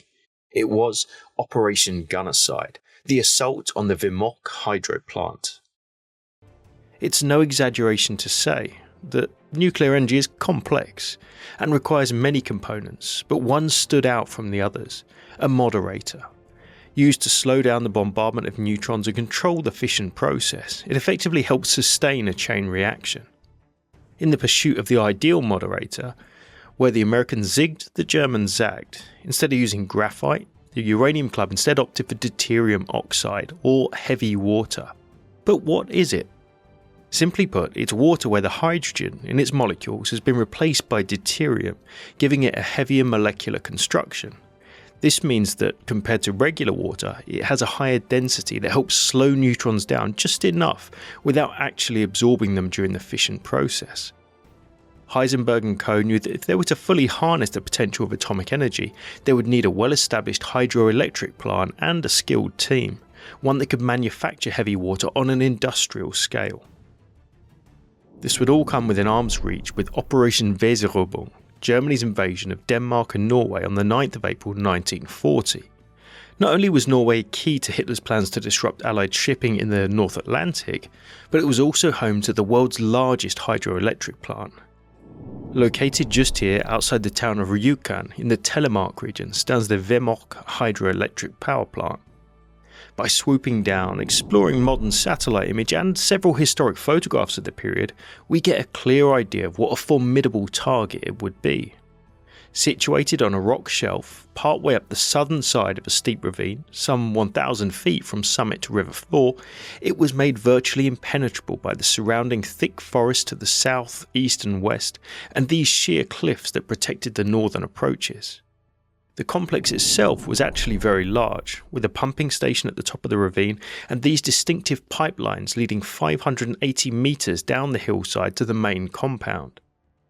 At 230 by 350 metres, it consisted of the main hydroelectric plant building, a 7-storey concrete structure measuring 25 by 100 metres, where the main production was conducted, with water entering the top storey and being processed at each subsequent lower level until reaching the basement where the resulting deuterium oxide was produced and stored. Outside the main structure, but within the compound, were numerous smaller buildings, including workers' housing for some of the plant's 600 workers, storage tanks, and whole massive power lines and assorted outbuildings.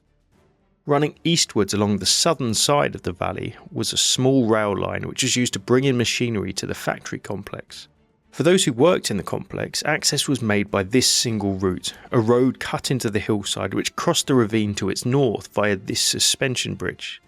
It's clear that if the Allies were to target Vimoc, which had fallen into German hands shortly after the initial April invasion, it was going to be a tough nut to crack, but where there's a will, there's a way. Meanwhile, the British had caught a whiff of the Germans' interest in the plant through Norwegian resistance, more specifically, Professor Leif Tronstad, a former plant consultant, But it didn't take a nuclear scientist to know that an atomic bomb in the hands of Hitler would quite simply spell disaster. Something had to be done. But how exactly? Well, British High Command was asking that very same question. Of course, it meant destroying or sabotaging the Wehrmacht plant, but it was easier said than done. Bombing from the air was considered to be too risky due to the plant's awkward situation, and no guarantee that it would destroy the capacitors or the tubes of heavy water located deep in the main building's basement. Seemingly all roads led to sending operatives into the plant and destroying it from the inside. A suicide mission? Possibly, but after some long deliberation it was deemed to be the only viable option. Fast forward to January 1943. The Allies, they were in a tricky spot. Just 3 months earlier, their second attempt at neutralising the Wehrmacht plant had failed miserably. Operation Freshman was over before it even started when, due to poor weather and some technical failures, the heavily laden gliders crashed.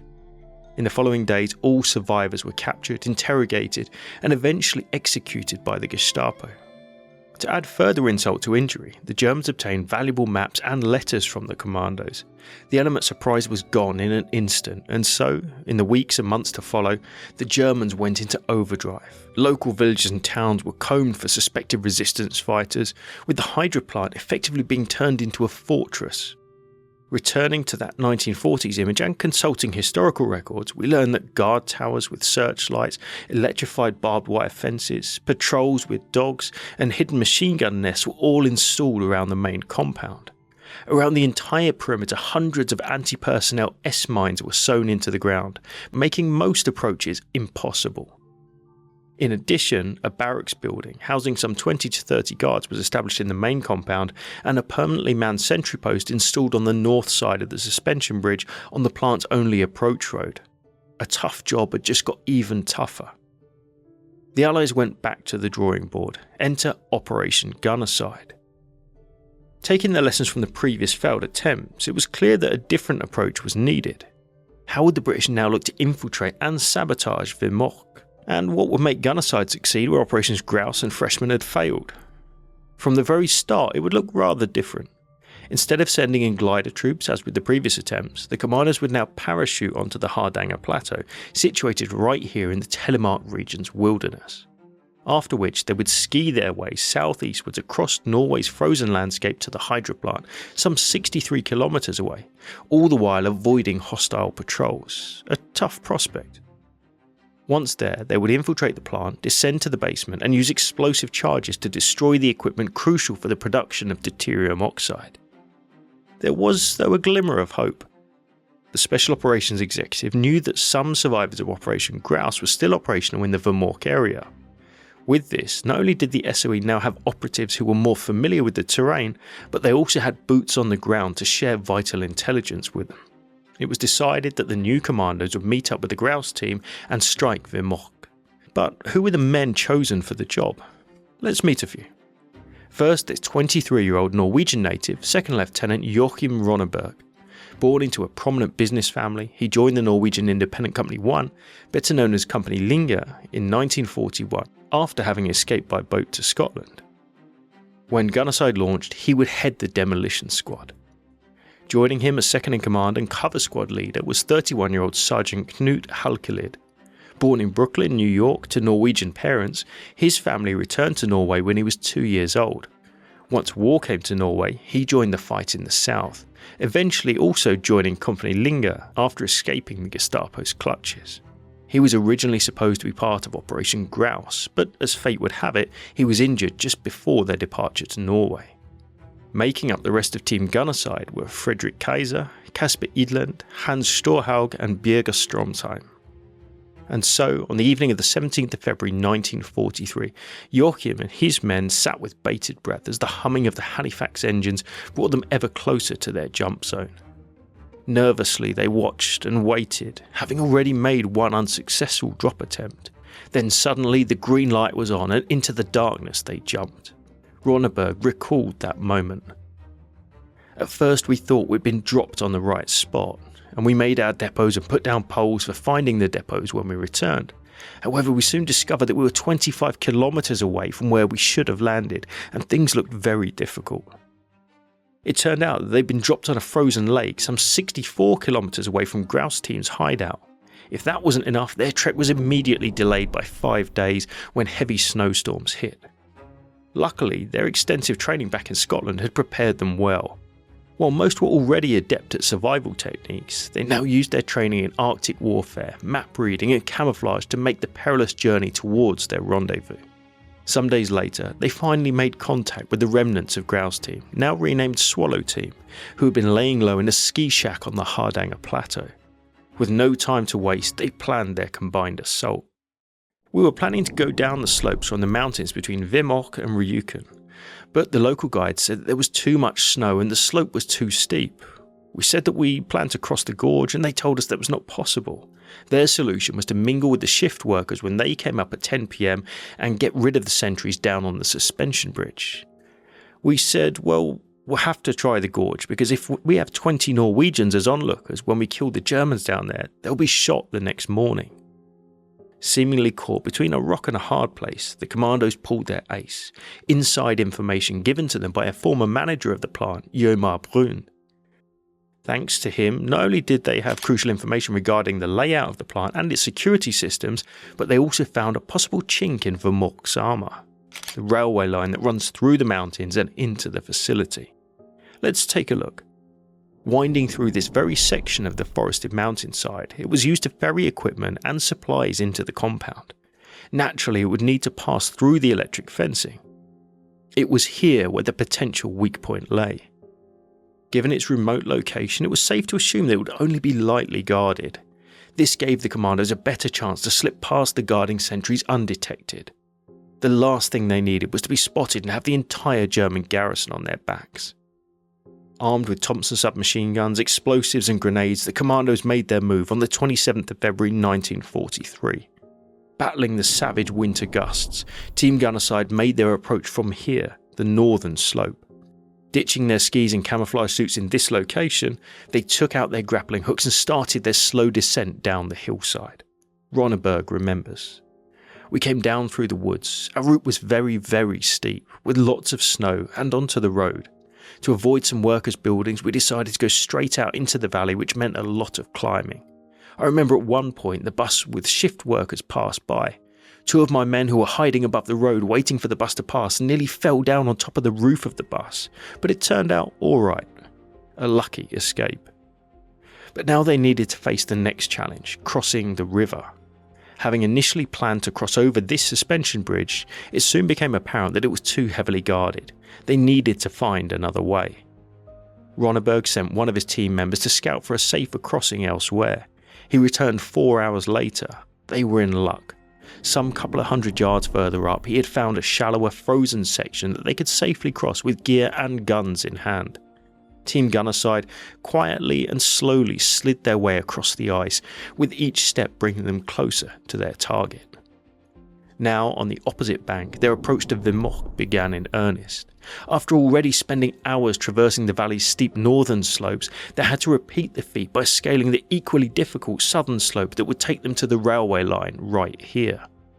Finally, at around 11:30 PM, all were in place and within striking distance of the plant just a few hundred metres away. While the harsh winter winds had helped them remain silent ghosts in the snow so far, patience in the freezing conditions was equally hard. One wrong move, one slight misjudgment, and all was up, waiting, biding their time. If their intelligence was correct, the Germans would be changing guards in about 30 minutes' time. We were sitting just outside the fence, watching the changing of the guard down on the bridge. We saw them pass by and waited until they entered the barracks, and then we thought, as it was just over midnight, this is it. We cut a padlock gate and went inside. They had made it. Now the main mission could begin. The weeks of training, months of attempts, and the collective Allied hopes all rested on their shoulders. With no time to waste, the commandos split into 2 teams. Under the command of Knut Haukelid, like a well-oiled machine, the cover squad got into position around the German barracks, their submachine guns ready to fire if they needed to fight their way out. Ronneberg rounded up his demolition squad and quietly they entered the 7-storey main building. According to their intel, the electrolytic capacitors and the heavy water stocks were located in the basement. sneaking down staircase after winding staircase, and with their hearts beating in their throats, they finally reached the basement. To no one's surprise, the door leading to the capacitor room was locked. What to do now? Wait, Brun said there was a secret entrance close by. He was right. A cable duct would be their entry point. Hurriedly, 2 commanders were boosted into the duct that ran along the ceiling, and while the others stood guard, they crawled through the narrow space. Below them they could hear workers and whirring of machines. Undeterred, they continued their cramped journey. After quietly lowering themselves down an air vent into the capacitor room, they had reached their target and could taste success. Ahead of them lay 18 cells of heavy water, along with a complex array of equipment, all used in the final stage of the refining process. Immediately, the commandos got to work and started planting the 24.5 kilogram high explosive nitrocellulose charges on the electrostatic equipment and tubes of heavy water. Just then, movement was spotted. Inside the room, bent over a logbook, was a single occupant, known only as Johansen. Hearing Norwegian being spoken, he apparently realised just why his countrymen were there and was in no mood to stop them, though he did cause somewhat of an unusual delay. He asked for his glasses. It was difficult to get glasses in Norway, so he wanted to have them before we lit the charges. I threw away what I was doing and searched for these glasses and found the case and handed it to him. He was very pleased, and I started getting the initiation sets ready when suddenly he said the glasses were not in the case. I said, well, where the hell are they then? And he said, well, they were there when you came in. In the end, I found them being used as a bookmark in his logbook. With the drama over, the now bespectacled Johansen was sent away from the area as the men in the room pressed on, changed the preset 2-minute fuses to a much more dangerous 30 seconds before initiating the sequence and running for the door. A short time later, the basement was rocked by explosions, laying waste to all equipment and stored heavy water. Surely, though, the detonations hadn't gone unnoticed, and the Germans would be storming their position at any moment. But to their surprise, there was no sound of alarm, no rushing feet, silence. The basement's thick concrete must have muffled the explosions. This stroke of luck bought the commandos more precious minutes to make their escape. Back with Haukelid and the rest of the cover team, they were holding steady with their sights aimed squarely at the barrack entrance. He recalled. The explosion itself was not very loud at all. I should say around 2 or 3 cars crashing. In fact, the only response was a single German guard appearing from the barracks before returning a short time later, torch in hand, to sweep his beam across the lower stories of the main building. Nothing happening.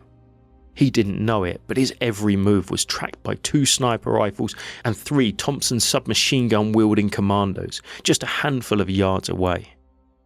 Finding nothing, he returned to the warmth of his wooden barrack block. Despite the rather disappointing bang, Ronneberg and his team now came racing back up the stairs to meet with the cover team. Returning to their entry point along the train line, one by one, they slipped back through the fence and, like ghosts, disappeared into the night. A few minutes later, as they were scaling back down this rocky ravine, the night was pierced by the wail of sirens and the barking of guard dogs. In the distance, German voices shouted angrily as flames spread through the building. But it was too late.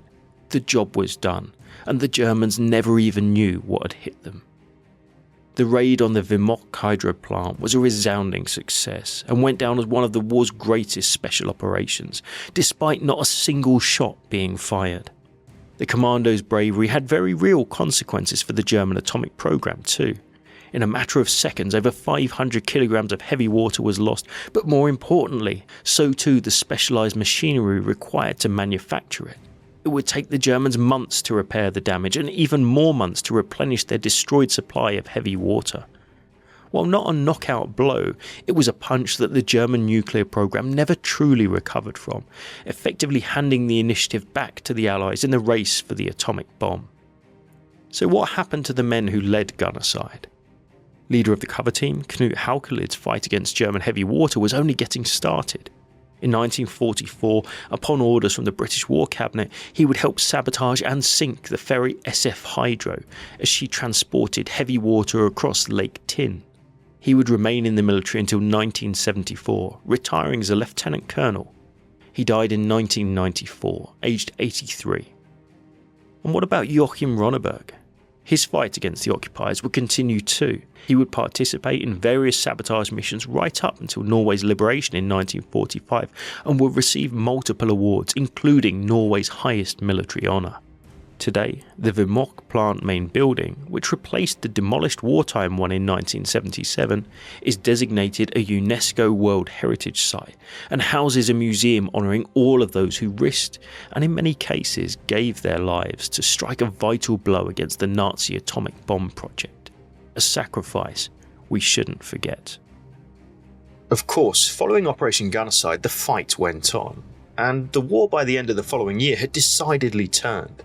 But that's not to say the fight was over. In fact, even in the dying days of the conflict in Europe, some men, the elite of the elite, continued to press the retreating enemy with all their might. Our choice in the final part of this video is to follow not one action, but one man, who in many ways stands for all those who contributed so much to the victory to come, but who, like far too many, wouldn't live to see it. This is the story of the final fight of the legendary Anders Lassen. The situation was something like this. Two major Allied armies were leading the advance. To the west, running from the Ligurian Sea to the heart of Italy, was General Lucien Truscott's US Fifth Army, and to the east, covering the area to the Adriatic coast, was General McCreary's British Eighth Army.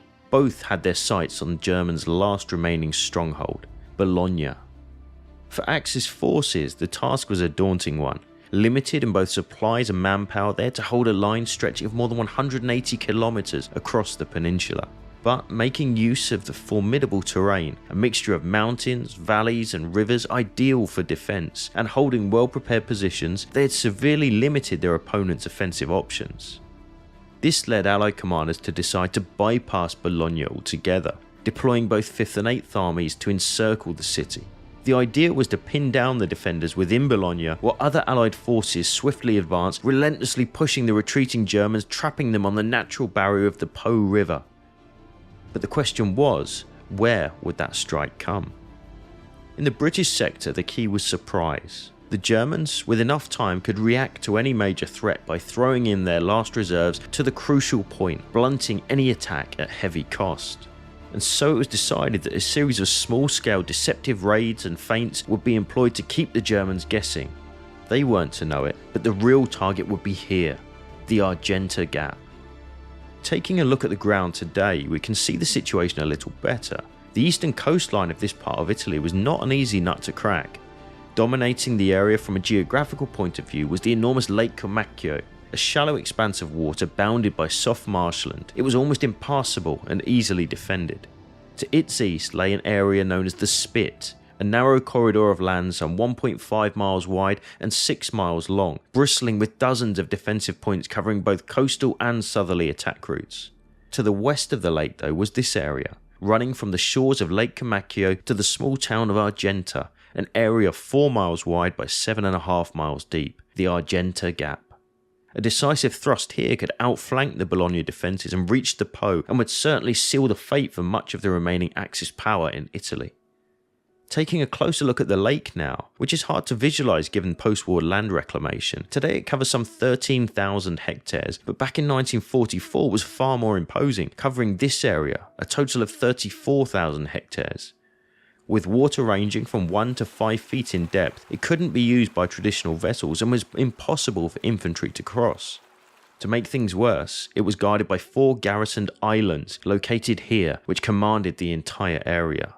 That said, it did provide some opportunities. If those islands could be taken, they would form a perfect launch pad for raids against the less defended western side of the Spit and form a protective flank for attacks through the Argenta Gap.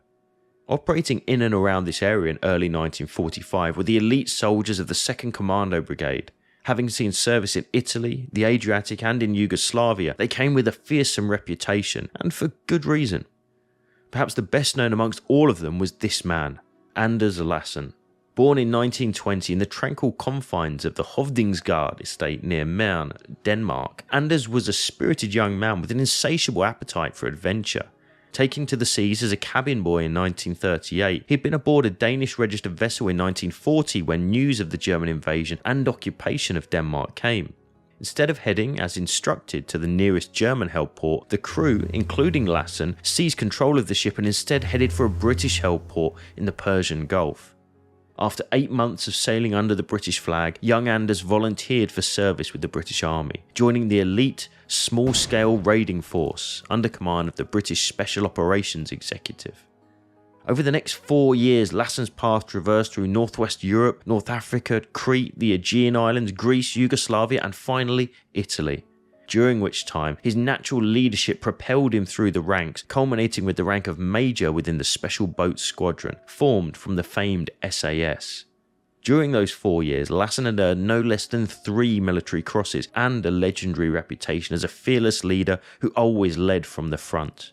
In April 1945, Lassen was the commanding officer of M Squadron SBS, which operated under the command of 2nd Commando Brigade. Staff Sergeant Les Stevenson, who served closely with Lassen for several years, recalled a singularly strong-minded character. Providing you were truthful with him and carrying out his instructions, he was marvellous. But if anyone tried to pull a fast one or not quite carry out his orders, it might be a different story. There was no shadow of a doubt. If he told you he was going to go there, you knew he was going to go. Other people would hesitate and fuss. With him, you knew where you stood. He was a very reliable person, someone you could have faith in. You never doubted his ability. It was men like Lassen in 2nd Commando Brigade who had been given the daunting task of preparing for the assault into the Argenta Gap. This would be best achieved by drawing German eyes and forces away from the area towards the Spit.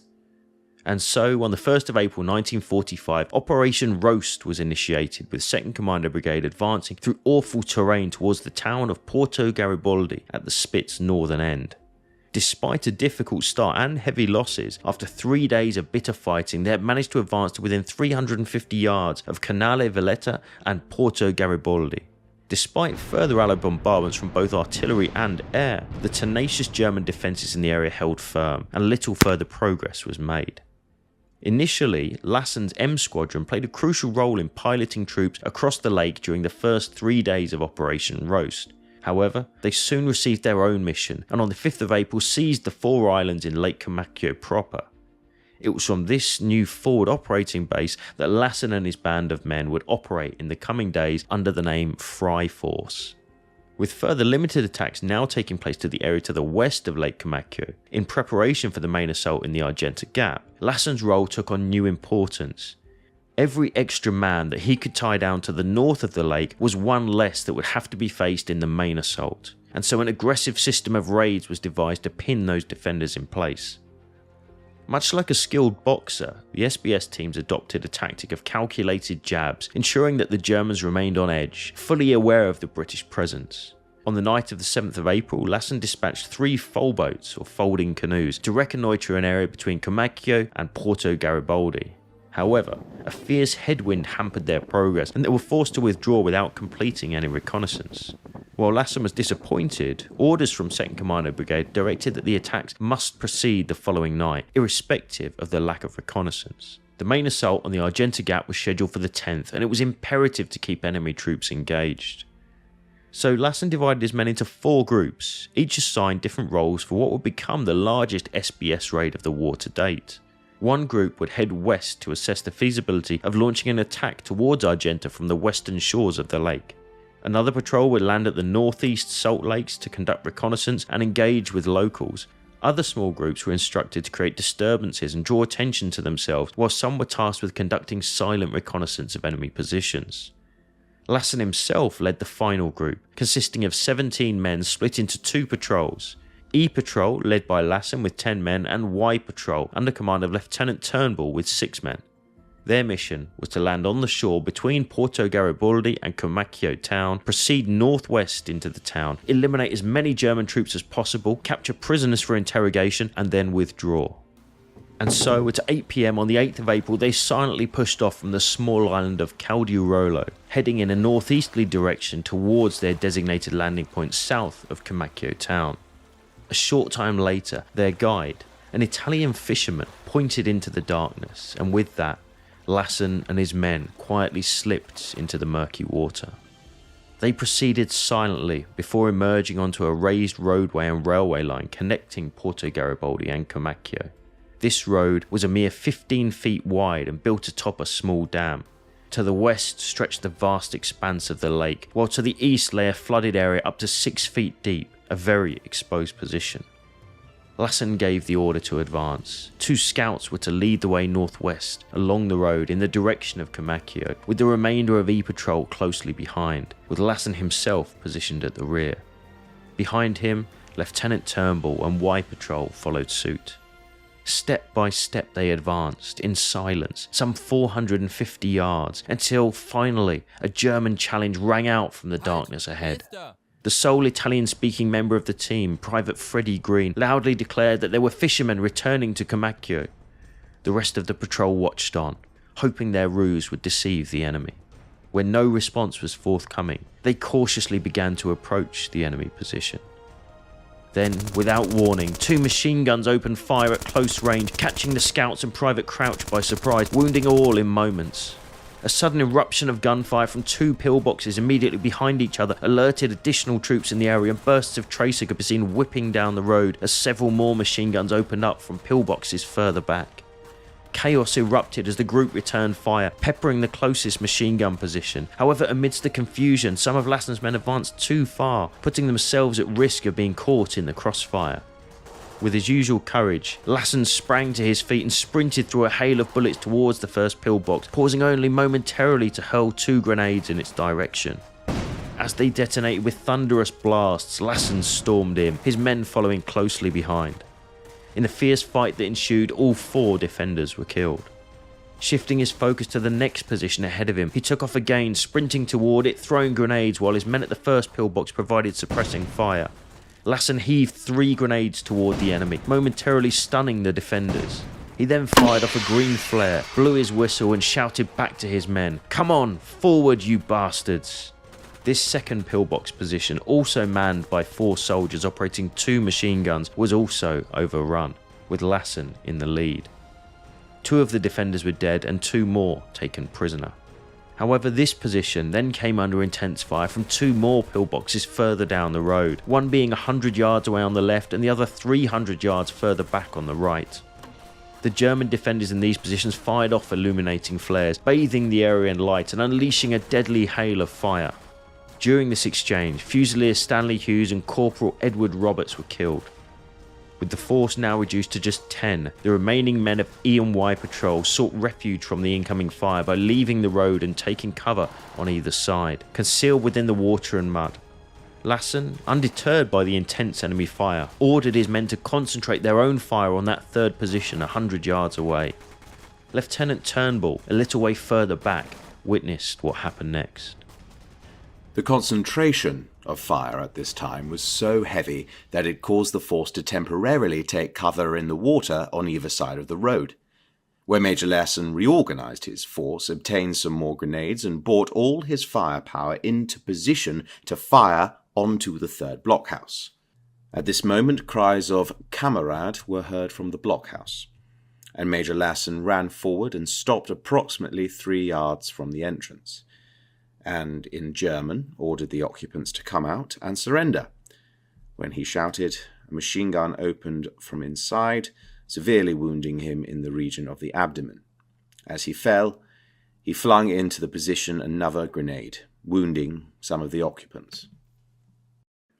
Les Stevenson, who was right next to Lassen, recalled that same moment. Lassen had thrown all his grenades, and he said, "Have you any grenades, Steve?" And I said, "Yes, here's one." And before I had time to give it to him, he'd taken it out of my hand and said, "Oh, you bastard, you haven't straightened the pin." But that went over my head. I knew that was Lassen. It didn't bother me. It was almost a compliment. He shouted over to them to surrender, and although he was not brutal, ruthless, he would still give them an opportunity to surrender on occasion. And they said, "Kamerad." So it appeared that they were going to surrender. He then gets up and tells the rest to stay there. He goes across the road in the darkness, and we were giving him cover. waiting for the next move, and just when he gets to by the pillbox there's a burst of machine gun fire, and then silence. You couldn't see exactly what was going on. You could just barely see the pillbox. It could only have been a few seconds, but it felt like 20 minutes. And then I heard him shout, "SBS, Major Lassen, wounded." I went across and in front of the pillbox. He was lying there. Stirring as Stevenson tried to move him, Lassen said, "Oh, it's you, Steve. I'm dying. Leave me. Trying to evacuate me will put everyone else's lives at risk. Tell Turnbull to take command and continue the attack." Stevenson reached into his pocket, retrieved a morphine tablet and placed it in Lassen's mouth. Still under fire, he tried to lift his injured commander, but he was too heavy for one man alone. Moments later, another trooper arrived, and when Stevenson asked for assistance, he simply replied, "He's dead. There's no point." 24-year-old Andy Lassen died right there on this unremarkable roadway outside the town of Comacchio, just weeks before the end of the war in Europe. Tragically, his men, still under a hail of fire, were forced to withdraw, leaving Lassen where he fell. In total, the force left behind 2 more dead soldiers and 5 missing, at least 2 of whom were wounded. The small, exhausted patrol eventually returned to their boats and pushed out onto the lake at 3 a.m. to make their journey back, in silence. As dawn broke the following morning, the 162nd Turkestan Infantry Division, who'd been defending the area, gathered their dead and transported them to Comacchio town, leaving the bodies of Lassen, Hughes, Roberts and Crouch on the battlefield. The priest of Comacchio, Don Francesco Mariani, eventually recovered their remains, burying the fallen in the town's old cemetery. Upon receiving news of the deaths, the reactions within the other SBS units were mixed. Private Ken Smith, an old campaigner long inured to the horrors of war, reflected, "After 5 years of war, human life was just not as precious as it is in peacetime. We'd lost a lot of friends, and we all knew that we could be killed at any time. So when we heard that Lassen and the others had died, we shrugged, said, oh well." We drank another mug of coffee. However, for those that had been closer to Lassen, such as Private Green, the loss hit particularly hard. Deeply affected by Lassen's death, he spent 2 full days in an inconsolable grief, a testament to the profound impact of the loss of a beloved comrade and leader. Today, the actions which claimed the lives of Anders Lassen and his men are commemorated outside Comacchio with a simple memorial marking the location at which they came ashore on that fateful April evening. A month after Lassen's death, the commanding officer of the SBS, Lieutenant Colonel David Sutherland, conducted interviews with the men who had accompanied Andy on that final mission. Armed with their testimony, he approached Brigadier Todd, commanding 2nd Commando Brigade, advocating strongly for Lassen to be posthumously awarded the Victoria Cross for his actions at Comacchio.